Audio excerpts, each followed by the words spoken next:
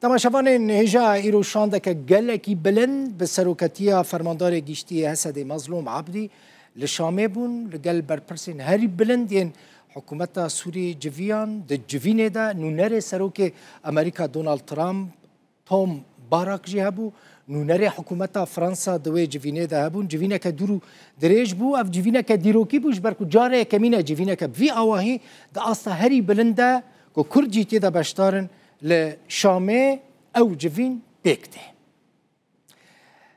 شام دا کردی من گوت شانده که گلکی بلند بو فرماندار گیشتی هیزن سوریه دموکراتیک مظلوم عبدی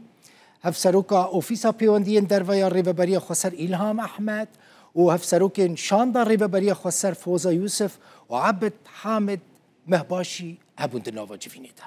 ده جوینه ده جعالی سوریه و کی بشتار بویه وزیر درویا سوریه اسعد شیبانی وزیر نافخواه انس خطاب وزیر بروانية سوري مرهف أبو قصرة وسروك استخبارات سوري حسين سلامة تجيفين دا آمده بون هروها نونر أمريكا نونر سروك أمريكا دونالد ترامب جبو سوري توم باراك ونونر فرنسا دجوینه دا آمده بونه یعنی جوینه که گلکی آست بلند بویه براستی دجوینه دا داخوازا جیب کرنا ریکفتنا ده آدار هاتیه کرن که دنافبرا